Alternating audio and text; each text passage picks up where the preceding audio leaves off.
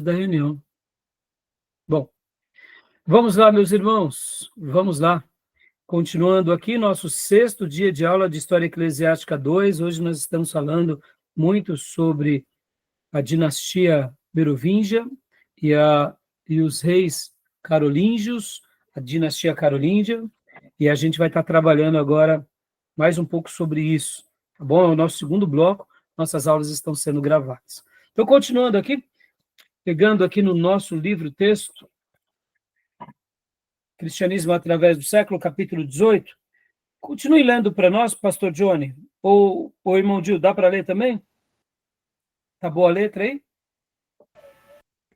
Sim, dá para ler. Então, leia para nós, por gentileza, esse primeiro parágrafo, para a gente continuar falando um pouco. Ele faz uma boa síntese sobre a dinastia merovingia. Por favor. Ok.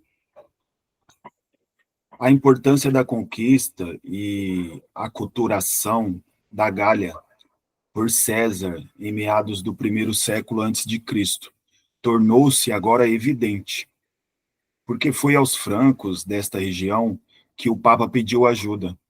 Estes francos que deixaram suas terras ao longo da margem oriental do rio Reno e se fixaram na França, conquistaram a Gália, mas aceitaram a cultura romana de suas vítimas.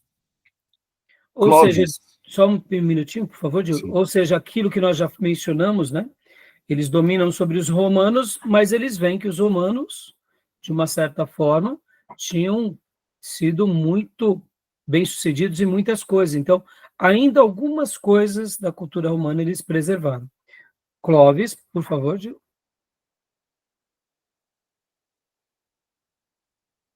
Está fechado o seu microfone.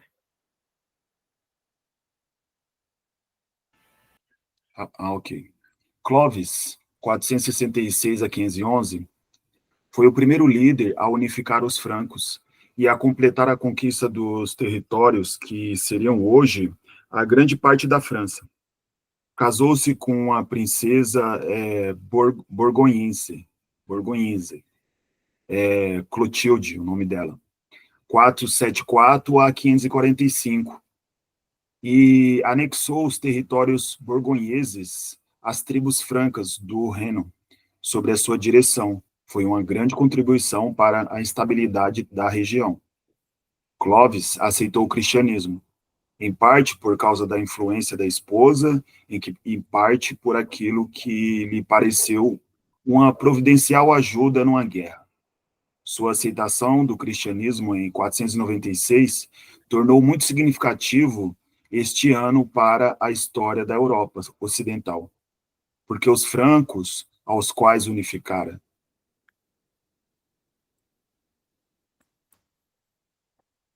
Pode continuar. Agora me deu uma perdida aqui.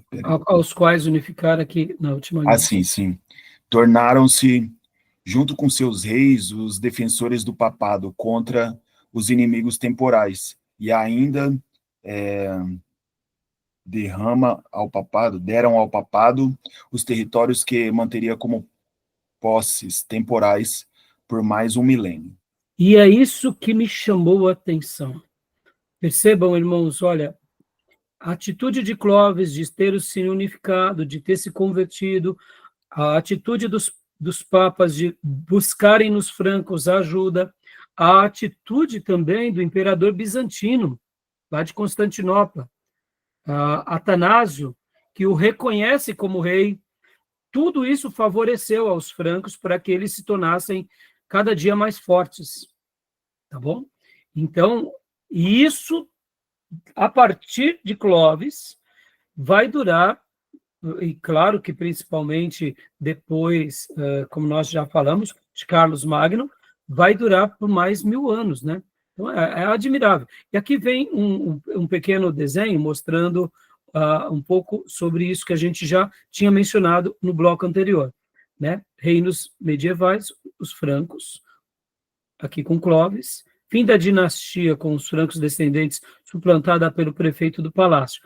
Aqui é onde vai ter essa ruptura entre os merovingios e os carolíngios. É aqui onde eu falei para você que eu vou falar sobre os palácios. Porque o que acontece agora, irmãos? Olha que interessante. Logo depois que Clovis morre, o reino foi dividido em 4 partes para os seus 4 filhos. Não foi somente isso que fragmentou ali, no caso, o poder deles, mas o que de fato dificultou é porque houve uma sucessão de novos reis, e esses reis muitas vezes não eram tão bons como foi o próprio Clovis, que vocês vão lembrar disso, que isso acontece o tempo todo, né, na história. A gente vai ver isso com muita frequência, né, que muitas vezes aqueles pais que, como Clovis, que foram muito expansionistas, os filhos eles não conseguem manter aquele mesmo nível. E como foi fragmentado e dividido, começou a ter muitas rupturas. Passando para vocês terem uma ideia, a mortes muito prematuras de muitos reis, inclusive algumas rainhas assumindo o trono. O que acontece? Entre os francos havia essa questão de sucessão dos reis serem da linhagem de Clovis, ou pelo menos dos merovíngios. Então, quem é que tinha o principal poder ali sobre todos eles, nesse período de sucessão? Foi onde surgem os prefeitos do palácio, que eram grandes autoridades. E uma coisa que me chamou muito a atenção é porque os prefeitos faziam o papel praticamente de um primeiro-ministro. Já que o rei nomeado era fraco, ou ele era jovem demais, a rainha queria governar. Então, os prefeitos começaram a ter esse destaque, já que o reino estava enfraquecido dos francos. E aí onde surge uma fase que até a história vai classificá-la como os Pepinidas, por causa daqui, né, no caso de um primeiro prefeito chamado Pepino. Então, um tal de... Vou até mostrar uma foto aqui para vocês. Deixa eu pôr aqui. Olha só que interessante. Ele era de pequena estatura, né? Também, tem esse também, Gil. Né? Deixa eu mostrar aqui para vocês. Ó. Exatamente, estou gostando de ver, Gil. Você gosta desse assunto, né, Gil? Aquele vídeo que o senhor postou, sim. ele.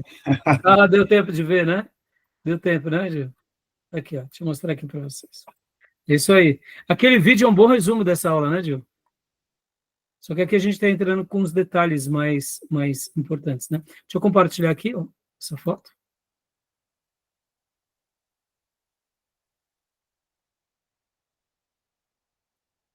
Aqui. Achei muito semelhante a conversão do Clovis com a de Constantine, né? É claro Sim, que o Constantine foi a mãe dele que influenciou, né? Ele se converter. E o Clovis foi a esposa. Então, agora, por isso que, irmãos, na Idade Média, toda conversão que está ligada ao rei, ao imperador, ao prefeito, é tudo questionável. Porque você vai ver essa correlação. Ou seja, há uma ruptura da patrística com a Idade Média. Podem ver. O próprio monasticismo, seja ele beneditino ou seja ele agostiniano, eles agora começam uma nova fase, que é uma fase política, por isso que nasce o romanismo, né? Aqui, ó, Pepino de Restal, ou Pepino de Restal, Pepino o Moço, ou Pepino II, foi o neto de Pepino I, o Velho, em resultado do casamento, né, com essa Acegicel e Bessa, filha de Pepino I. Então, o que acontece? Aqui começa algo muito curioso, porque o que acontece? Esse tal de Pepino Restal, em 687, ele passa por uma batalha. E depois que ele passa por essa batalha, que é uma batalha de Trestouf, se não me engano é assim que se pronuncia, ele se torna o governador político do Reino Franco. Ou seja, nesses dias, logo depois de Clovis I, já não tinha mais reis tomando conta, propriamente dito, de todas aquelas religiões. Então, estava muito fragmentado. Mesmo ele sendo agora o grande, vamos dizer assim, governante político, ele traz de novo toda aquela divisão debaixo dos francos. Só que agora acontece aí onde começa então um pouquinho da história dos carolíngios. Por quê? Porque é com Carlos Martel que acontece uma mudança na chave, que foi filho dele. Foi mordomo do palácio, de 717 a 741, e duque da Austrácia, e o soberano, de fato, dos francos. Filho legítimo de Pepino Restal, prefeito do Palácio da Áustria, com sua concubina Alpaída, e nascido em Restal. O que acontece, irmãos? Daqui nasce o que nós chamamos a dinastia carolíngia, dos Carlos, né?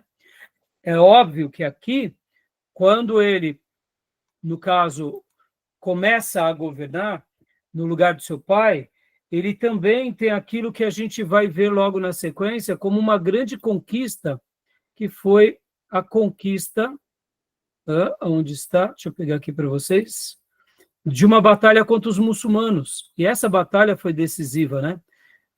Contra os muçulmanos.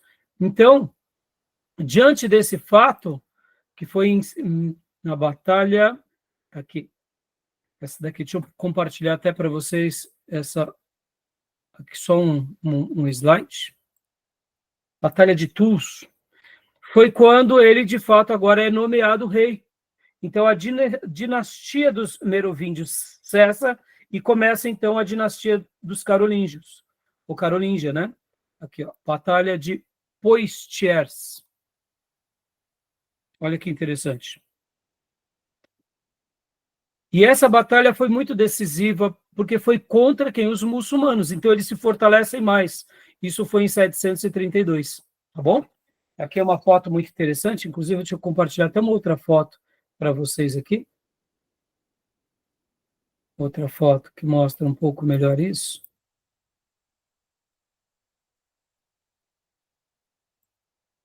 Tudo bem até aí, meus irmãos? Alguma pergunta? Tudo bem. Tranquilo? Deixa eu mostrar essa foto para vocês.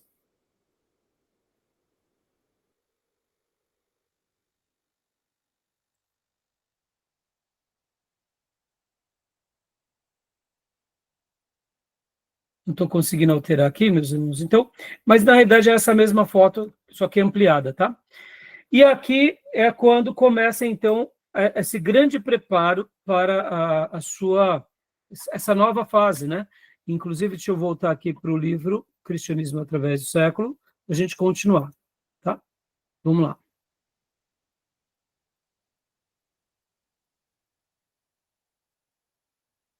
Aqui. Vamos lá. Ó.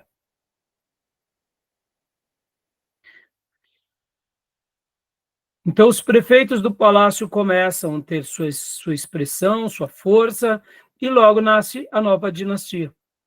E aqui é essa batalha, em 732, quando eles vencem os muçulmanos.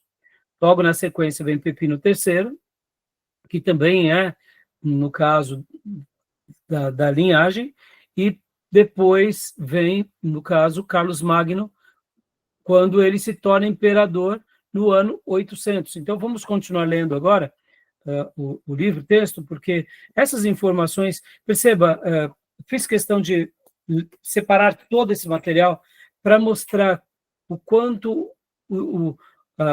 em alguns episódios, é óbvio, irmãos, nem sempre é assim, mas vai tendo aquelas projeções maiores, né?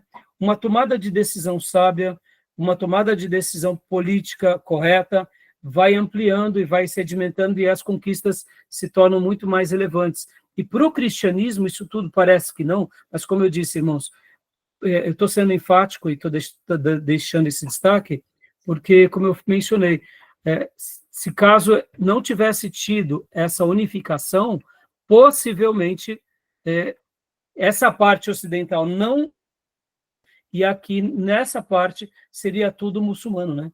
Então, quando a gente pensa dessa forma, muda bastante coisa, né? Tá bom? Só de pensar que, de repente, os muçulmanos poderiam estar aqui governando sobre todos esses territórios, e a gente sabe que no primeiro momento os muçulmanos eles foram pacifistas, mas depois eles se tornaram radicais, percebam, irmãos, isso é muito sério, né? Então, querendo ou não, Deus usou na história o quê? Deus usou na história os próprios, os francos como parte fundamental e os germânicos como parte fundamental para a consolidação do Império Romano Germânico, né? Tá bom? Um freio, né? Como? Usou um freio na história para... Exato. Um freio, Júnior. Então, tem vezes, e por que eu estou sendo tão contundente com isso, Júnior? Porque assim foi com a Síria, na tribo do norte com Israel, assim foi a Babilônia com a tribo do sul em Israel. Deus está no controle da história, ou seja, mesmo que tenha tido proporções pagãs, de outra forma, houve uma preservação da vida e houve uma preservação do cristianismo, porque a reforma protestante vem de um monge. E, querendo ou não, vocês sabem disso, historicamente, como aconteceu em vários países africanos, aonde entrou o muçulmanismo, o Alcorão, eles dizimaram todos os requisitos de igreja, de Bíblia, ou seja, para nós, isso, a gente sabe que historicamente é uma coisa muito forte, porque, e teologicamente é um terror isso, né, irmãos? Porque não respeitar a religião dos demais, né? Então, Júnior, então leia para nós. Então, aqui é o gráfico que mostra, né, toda a dinastia deles. E aqui vem os desdobramentos depois de Carlos Magno, né? Carlos Magno tem também um filho que assume o trono, e o seu filho Luís não tinha tanta firmeza quanto ele para conduzir agora o que se torna um Império Romano Germânico. Então, leia para nós, e aí foi dividido em 3, né? Luís fica na Alemanha, o Lotário na Itália e Carlos na França. Leia para nós, Luís, Júnior, por gentileza. Uhum. Como geralmente acontece, os filhos de Clovis não tiveram a habilidade do pai e o controle dos negócios do Estado passou para as mãos de um funcionário, conhecido como prefeito do palácio, que tomou as rédeas do governo, enquanto os sucessores de Clovis gozavam a vida palaciana.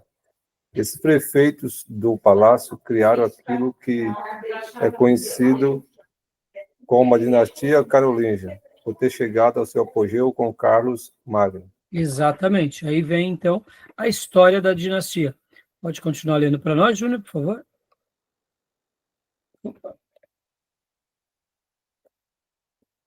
Pode ler para nós. Pepino. Opa. Isso. Pepino de Herstal. Pepino de Herstal foi o primeiro desses prefeitos do palácio a reunir as posses divididas de Clovis, dirigindo de 687 a 714 os francos para os degenerados descendentes de Clovis. Ele tornou o cargo de prefeito do palácio uma posição hereditária a ser preenchida por seus descendentes. Carlos Martelo, 689 a 641, filho legítimo de Pepino, ocupou as funções de prefeito do palácio em 714. Suas habilidades de guerreiro foram logo desafiadas porque os muçulmanos que assolavam a Espanha estavam tentando controlar a Europa Ocidental. Carlos os derrotou definitivamente na Batalha de Tours, em 732, e sujeitou a Igreja Romana por parecer ter salvo a Europa Ocidental para o cristianismo ortodoxo. Então, mais uma vez, os francos eles são fundamentais para a ortodoxia e são fundamentais para a cristianização, né? Isso é importante historicamente, viu, meus irmãos? Continua para nós, Júnior, por gentileza. Ele apoiou a obra de Bonifácio na evangelização das tribos da além do Reno, entendendo que, se fosse convertido ao cristianismo, ele não teria dificuldade com elas na margem ocidental do Reno. O sucessor de Carlos como prefeito do palácio foi seu filho Pepino, conhecido como Pepino o Breve ou Pepino o Grande, 714 a 758, e governou junto com seu irmão de 741 a 747. quando o irmão entrou para um mosteiro. Pepino foi o primeiro rei carolíngio que tomou o título de rei, 751, além de continuar exercendo o poder de prefeito do palácio. A oportunidade para essa expansão de poder foi o pedido de ajuda do Papa Zacarias contra os lombardo-arianos, que estava colocando em xeque a autoridade do Papa na Itália. Pepino foi consagrado, possivelmente por Bonifácio, como rei dos francos. Childerico III, o último dos merovingios, foi deposto e enviado a um mosteiro para ali passar seus dias. O prefeito do palácio tornou-se o rei dos francos com a benção do Papa. Pepino cumpriu suas promessas de ajudar o Papa, enviando expedições contra os lombardos em 754 e 756. Em 754, Isso. prometeu Isso. Pode continuar. deu também terras ao Papa na região central da Itália, de Roma a Ravenna. Essa concessão, conhecida como doação de Pepino, teve significado especial para o Papa de Roma, porque em 754 a.C. era a data tradicionalmente aceita para a fundação da cidade de Roma. Esta distribuição foi o fundamento dos estados papais, que o Papa manteve ininterruptamente até a união do povo italiano em 1870. Não foi por acaso que o Papa de então, Estevão II, coroou Pepino pela segunda vez como o rei dos francos e patrício dos romanos, em 754. 2 anos depois, ele recebeu a doação. Dá uma pausa aqui, gente. Aí, então. Percebam, irmãos, essa relação que nós vemos falando o tempo todo, e eu estou sendo enfático. E olha só, por isso que Roma, no Ocidente, recebe uma nova configuração, se estabelece territorialmente e se mantém. E pode ver, olha, a influência se dá até quando? 1870. Aqui, ó, esses dias atrás. Pode ver que essa questão dos territórios, a gente já viu nas aulas passadas, a política, a maneira, e lembrem-se disso, irmãos, geopolítica não tem como existir sem essa questão de território. Quando a gente fala, por exemplo, né, que o mundo está em guerra, tal, é guerra sim, e é guerra muitas vezes pelo território. Vamos lá, irmãos. O que representa para nós uma casa? Tudo. Ter um lugar para a gente chegar, para trabalhar, para cuidar dos nossos filhos. E quando a gente pensa de uma forma maior, mais abrangente, aqui a gente começa a ver literalmente a igreja se unindo ao Estado e se consolidando de uma forma totalmente diferente de tudo aquilo que a gente viu no cristianismo recente. Por isso que a romanização não tem como, se não for por meio da política, por meio da geopolítica, como a gente já viu. E a gente vê mais uma vez aqui a figura papal, ela se enveredar para tudo isso. Podem ver que agora aqui o próprio rei doa terras, vocês têm que lembrar que a gente já vai ver isso um pouquinho na questão do feudalismo, é aqui que nasce, mais, que se sedimenta, que a igreja agora, mais do que nunca, ela já era possuidora de terras, e por causa que os papas anteriores, principalmente Leão I e Gregório I, eles passam o quê? A fazer aquela gestão e passam a ocupar parte de muitos territórios que tinham sido abandonados pelos bárbaros, e agora, então, essa igreja, se unindo aos francos, vai pedir ajuda aos francos, os francos também se correspondem com a igreja, essa igreja está ligada ao Oriente, favorece territórios à igreja, percebam, todas as tomadas são políticas, ponto final. Não tem outra coisa, e isso tudo nos assusta, irmãos, isso tudo deve nos chocar, tá bom? Beleza até aí? Querem fazer algum comentário? Eu fico um pouco escandalizado quando eu vejo pastores não ter uma percepção sobre essa questão, recebendo terras da prefeitura, se apropriando de terras, como se fosse... Percebam, irmãos, se uma igreja recebe, as outras religiões deveriam receber também. Estão entendendo o que eu quero dizer? Mas por que uma igreja, muitas vezes evangélica, recebe uma quantidade de benefícios e uma outra religião não? É porque hoje, querendo ou não, somos um grupo muito grande na nossa nação. E aquele político que está nos dando, não está nos dando. Ou seja, a igreja, mais uma vez, está repetindo a mesma história, fadada aos mesmos fracassos. Não é verdade? Tá bom? Ela passa a exercer um poder hegemônico político, né?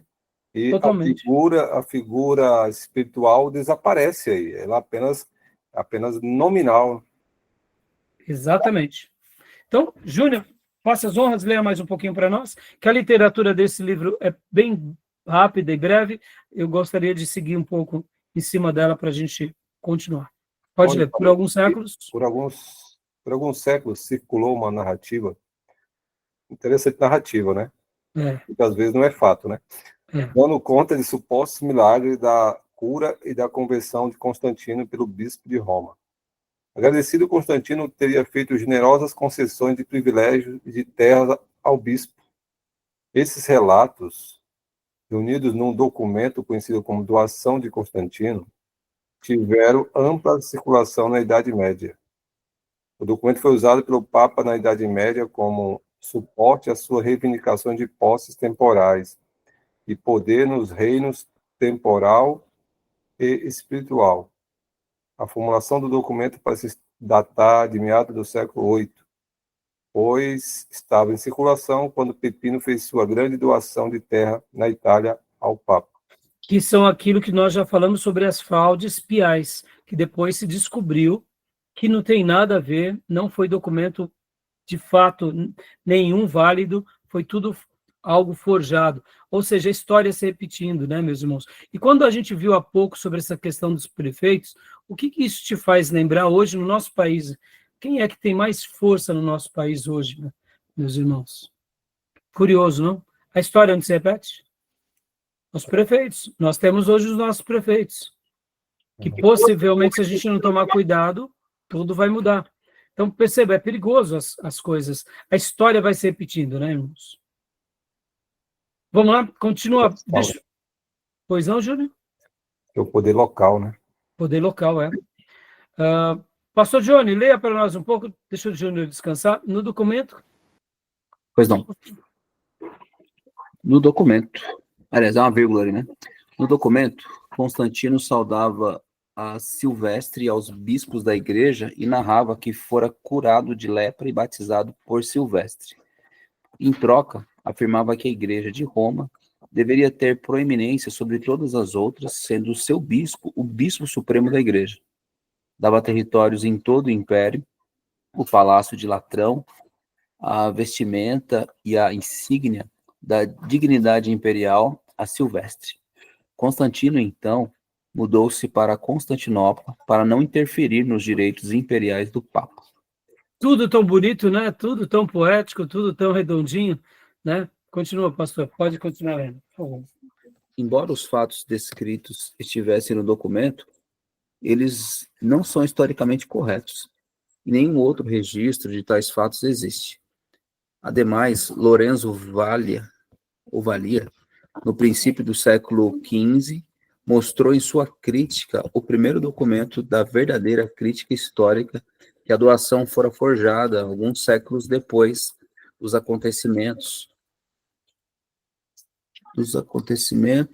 por ela descritos. Isso. Poucos documentos impúrios têm exercido tanta influência sobre a história como este.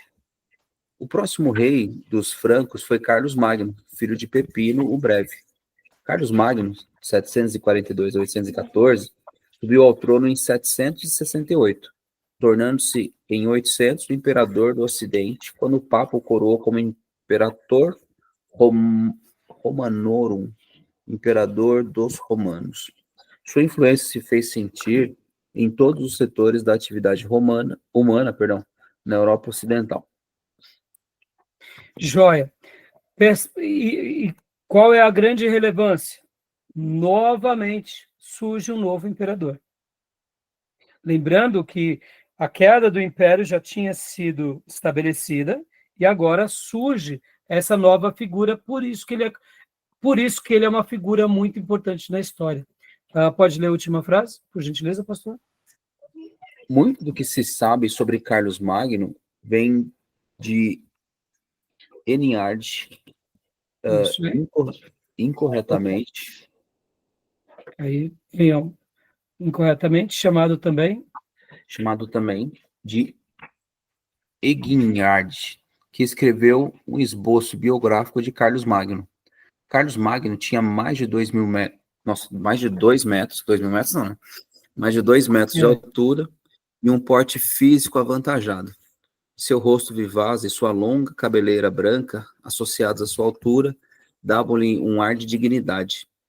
Apaixonado por caça, equitação e natação, interessou-se também pela cultura, o que o levou a combinar o prazer da mesa com audições de música ou com alguma leitura que lhe faziam em voz alta. Dedicou-se também à religião. Sua religião, entretanto, nada tinha a ver com a sua vida privada, uma vez que manteve em seu palácio tantas concubinas como sua esposa legal. Joia. E agora aqui, deixa eu só mostrar uns desenhos para vocês, meus irmãos.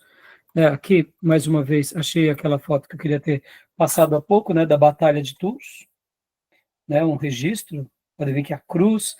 Percebam, irmãos, períodos de guerra, guerreando em nome de Cristo.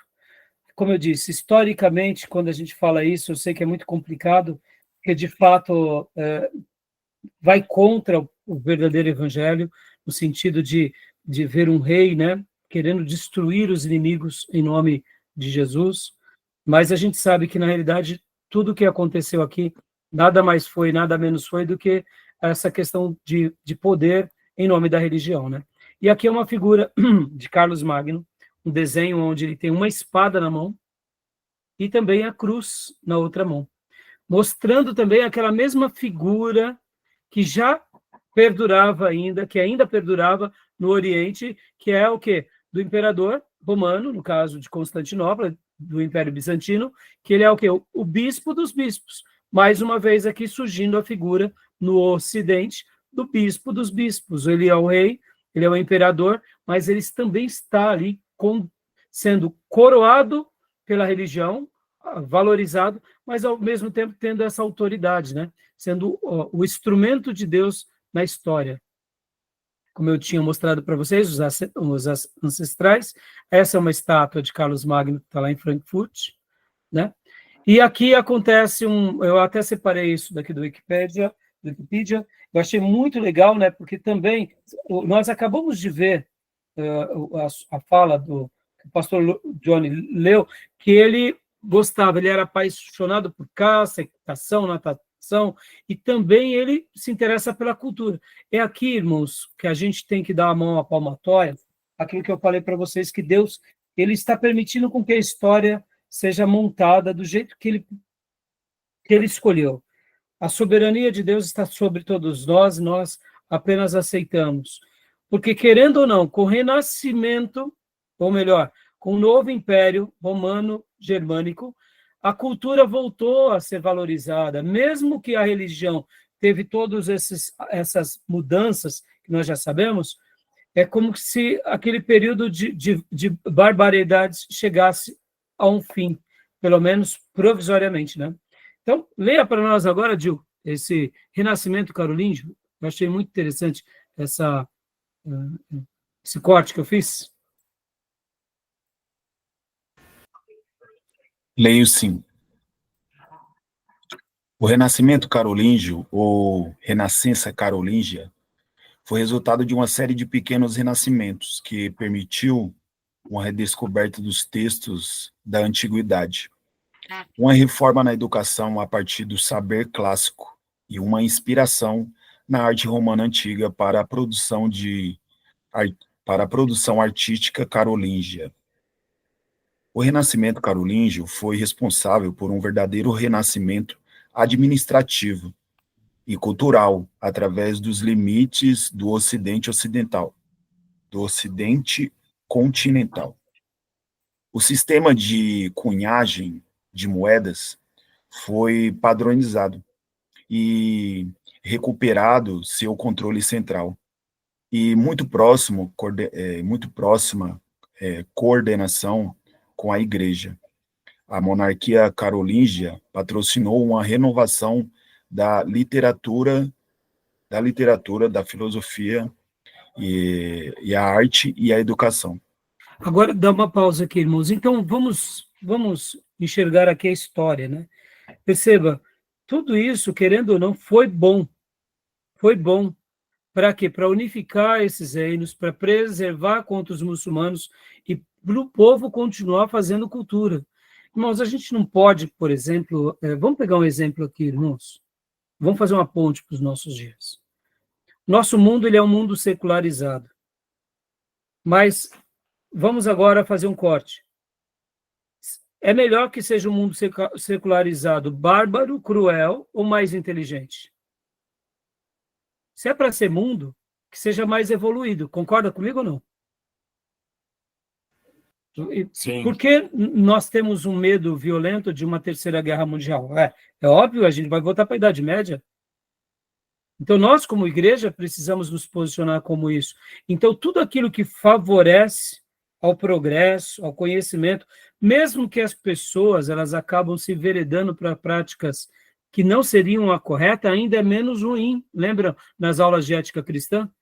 Nós, como igreja, a gente tem que fazer uma leitura desse período, admitindo que, de uma forma ou outra, essa retomada foi ótima para que o povo melhorasse um pouco. É claro, a gente vai ver já, eles não se sustentam, eles caem, é aí onde vem aquilo que a gente falou há pouco, que é o nascimento do feudalismo, e é por essa razão que as coisas acabam se degringolando mais ainda, né?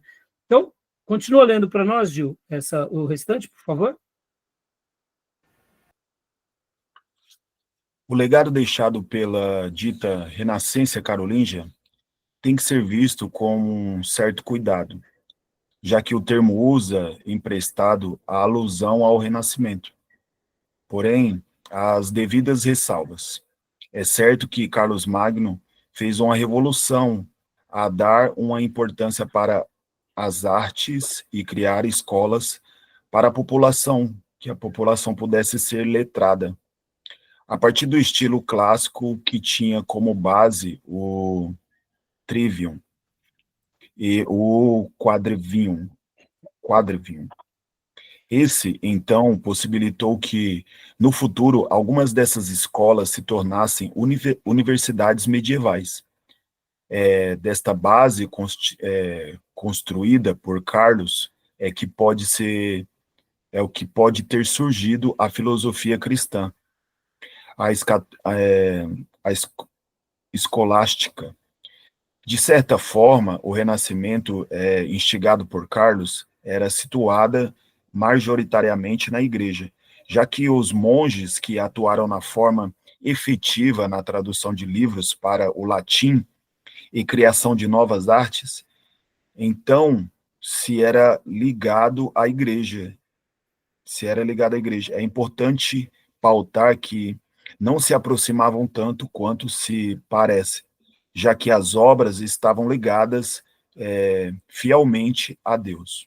E aqui, mais uma vez, eu faço, né, lembrança, dizendo que os monastérios aqui também, eles se desconfiguraram daquela base dos monastérios.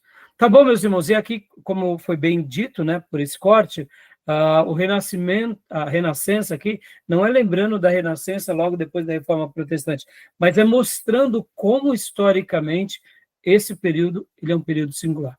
Tudo bem até aí? Tranquilo? Deixa eu só mostrar mais uma foto aqui para vocês, bem curiosa, olha só. Aqui mostra, meus irmãos, o retrato dos reis e rainhas da França, né, da dinastia dos Merovingios e dos Carolíngios. Bem interessante, né? Depois, se vocês quiserem, eu vou mandar tudo isso no nosso grupo de WhatsApp, tá? Mostrando um pouco quem foram as datas, só para enriquecer um pouco esse momento aqui da nossa aula. Tá bom, meus irmãos? Bom, meus irmãos, alguma pergunta até aqui? Tudo tranquilo? Alguma dúvida? Da minha parte, não? Tranquilo.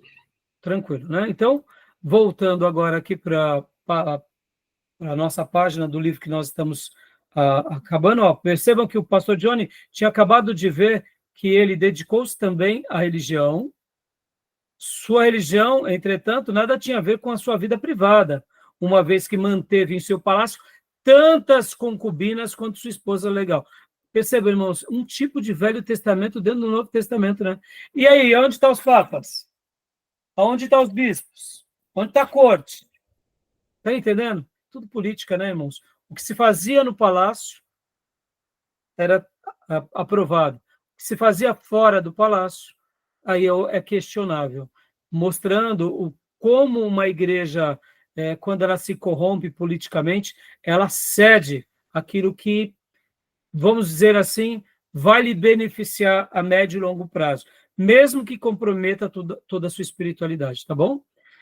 Vamos continuar a partir daqui, mas vamos dar uma pausa, meus irmãos, e a gente volta em instantes no próximo bloco, tudo bem? Alguma pergunta?